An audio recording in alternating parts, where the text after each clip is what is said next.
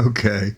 Here's something really out there. And when I say out there, I mean this is really out there. This is something that it's an acquired taste, okay?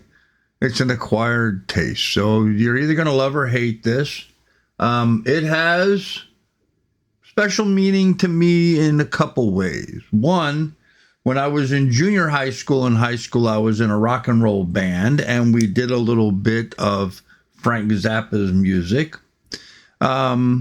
Later on in life, like 2008, my daughter Lacey Hart was learning to be a dog musher and had her own kennel full of dogs that we had when we were in Montana before we moved to Alaska. And anyhow, she had a sled dogs. She had a dog team and would go dog mushing. In fact, I think it was 2008, may have been 9, may have been 10, may have been 7, somewhere in there. She actually went up and ran the junior Iditarod. And then it was a couple years later, like 2010 is when we moved up there, 2011, and it was like 11, 12, 13, somewhere in there. I was actually the volunteer coordinator for the junior Iditarod, and helped out put on the race, you know. And so dog mushing has a soft spot in my heart because we got so much involved with it. And Frank Zappa did a song called Don't Eat Yellow Snow, where he talks about Eskimos and dogs. And so on the back of Lacey's dog trailer, I cut out this big square and mounted it to the back. And on it, it said, Don't Eat Yellow Snow. And I put it on there just for fun, to be funny. And but it's from Frank Zappa's song, Don't Eat Yellow Snow. And that is what we're going to listen to today. So in case you don't know, when a dog relieves himself, or if anybody relieves themselves outside in the wintertime, it turns the snow yellow. So if you're out walking around and you see yellow snow, you should leave it alone. Matter of fact, any snow that's not white, you should leave it alone. And even then, some of them may be questionable. But in any event, let's go ahead and listen to Frank Zappa doing his song, Don't Eat Yellow Snow. And then with that, he also did NANOOK Rubs It, which is a little part to that pokes fun at Eskimos. But oh, that's Frank for you. That's Frank.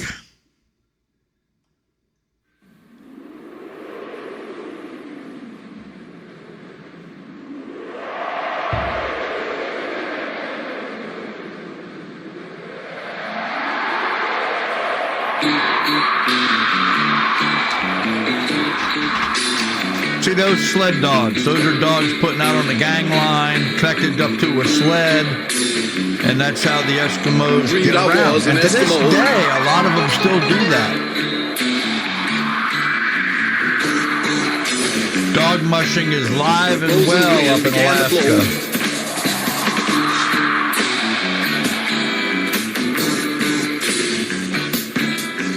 Under my boots and around my toe.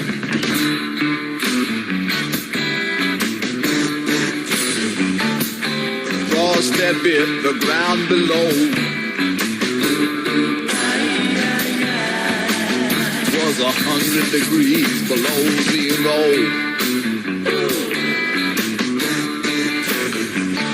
And my mama cried.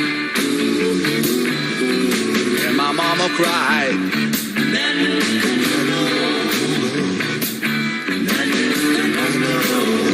I want to pause that right there. Go back and you look at that.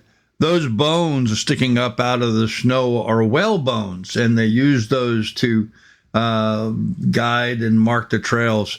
A lot of the Native American tribes have and continue to hunt whales and eat the blubber. It's actually very good. They call it muktuk. I personally am not a big fan of it, but they need to have a high-calorie, high-fat diet up there to keep them warm, protect themselves from those zeros. When I say zeros, I'm talking about the temperature. It's the way we referred to it up there, protection from the zeros. Where I lived, which was just a little south of Talkeetna, Alaska, about 100 miles north of Anchorage, we would get 6 to 8 weeks in a row where it would not get warmer than minus 30. So when they talk about it being sometimes 100 below, yeah, it can get that cold up there. It's frightening how cold it is up there. But anyhow, this is Eskimos in a native sled with a native working gang line of dogs pulling a musher and his wife. Now, that sled has runners that come back behind it. The runners, you can see at the bottom of the sled, run from the front to the back. And so the musher who's standing in the back, he'll actually stand on those and be pulled along. Dogs have tremendous abilities in sled dogs. Unreal. 4 dogs can pull me, and I'm a big fat person. They can pull me up a hill with no problem. 4 dogs, pound for pound, they can pull more than a draft horse. So you think about those big Belgian draft horses, you see them pulling these huge weights and stuff. Sled dogs, pound for pound, pull more than the draft horses. So, and when they're running races like Iditarod, they can trot along at 20 miles an hour all day long, 20 days in a row, and be fine.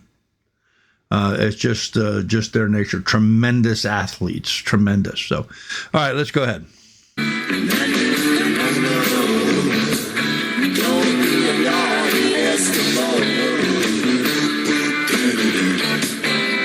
Save your money, don't go to the show.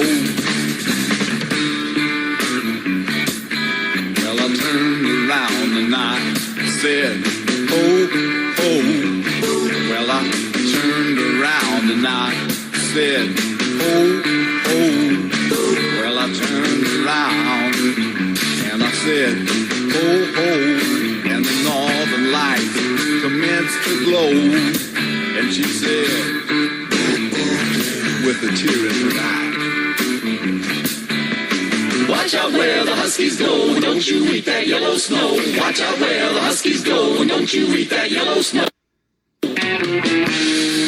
Well, right about that time, people, a fur trapper who was strictly from commercial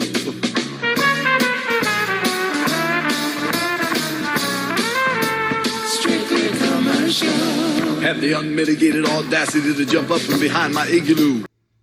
Strictly Commercial was an album that he put out, and here he is in this song promoting his other album, Strictly Commercial. But in any event, they are seal hunting here. They shoot an arrow with a string attached to it out and kill the seals and then pull them in out of the water with fishing line, which is why you saw him moving like he was. And here he is pulling a seal out, fur seal. And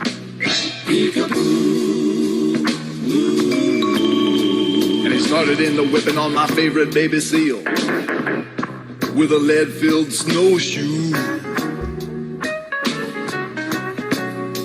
I said, I don't know why this is in here.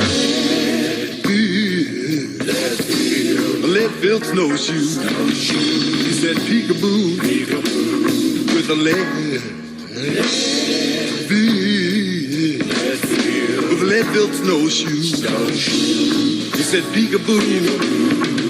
He went right upside the head of my favorite baby seal. He went whap with a lead-filled snowshoe, and he hit him on the nose, and he hit him on the fin, and he...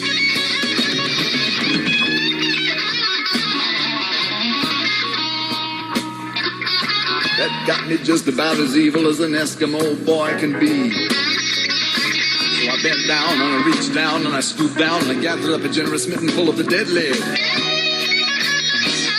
yellow snow. The deadly yellow snow from right there where the huskies go. Whereupon I proceeded to take that midden full of the deadly yellow snow crystals and rub it all into his beady little eyes with a vigorous circular motion hitherto unknown to the people in this area, but destined to take the place of the mud shark in your mythology. Here it goes now, the circular motion, rub it.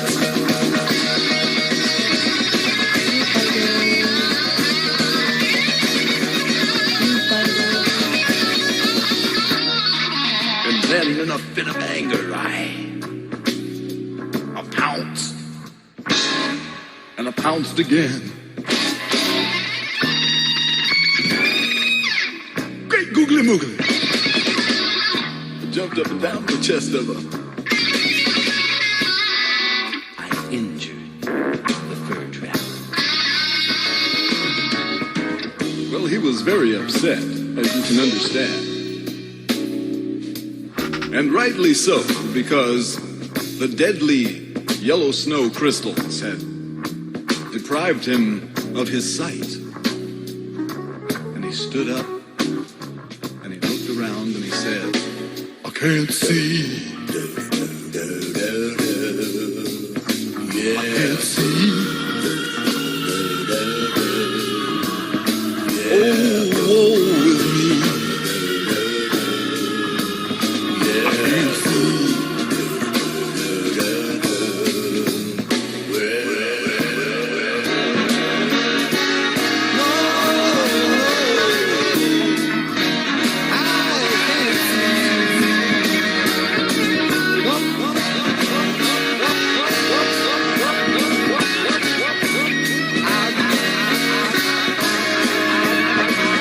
The dog do snow cone and stuffed it in my right eye. He took a dog do snow cone and stuffed it in my other eye. And the husky the doggy wee has blinded me, and I can't see temporarily. Well, the fur trapper stood there with his arms outstretched across the frozen white wasteland, trying to figure out what he's going to do about his deflicted eyes. And it was at that precise moment that he remembered an ancient Eskimo legend wherein it is written, on whatever it is that they write it on up there, that if anything bad ever happens to your eyes as a result of some sort of conflict with anyone named NANOOK, the only way you can get it fixed up is to go trudging across the tundra, mile after mile. Trudging across the tundra, right down to the parish of St. Alfonso. If you're looking for clean, great... Oh, boy. Okay, so that was the end of Frank Zappa and Don't Eat Yellow Snow. It was also into the NANOOK, Rubs It, but... It's like I said, it's just a weird. You'd have to know Zappa. He was just so strange, just so strange. And why he did a song about people, Eskimos up in Alaska and Canada and yellow snow, I have no idea.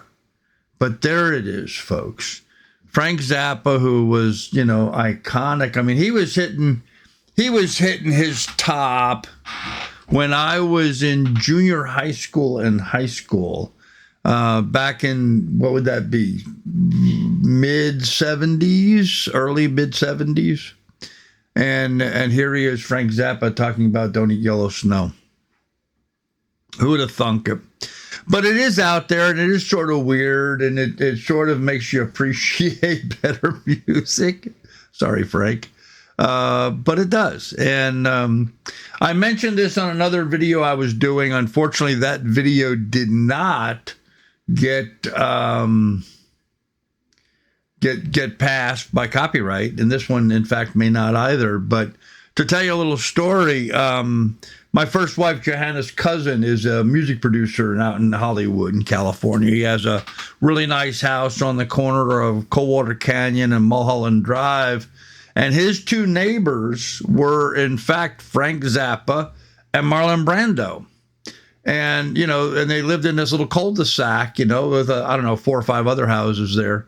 But according to her cousin, You would think Frank Zappa would have been like the crazy neighbor problem person, but no, that was Brando. Brando was the problem neighbor. He terrorized the neighborhood, riding his four-wheelers and three-wheelers and bikes and whatever all over everyone's property, and driving his cars across other people's properties and stuff, and knocking their gates and fences down. And meanwhile, he said Frank Zappa was like the perfect neighbor, very well behaved, never created a problem, always kept his house immaculate.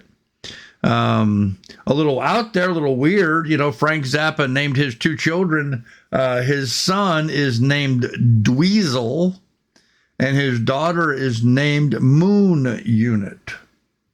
So kids are Dweezil and Moon Unit. Like I said, Frank's out there. He is out there, always has been on the strange side of music, but nonetheless, came out with some pretty good tunes, and I'm going to try to do some of them here later on. But because of my background in dog mushing, I thought this was an appropriate one to start with.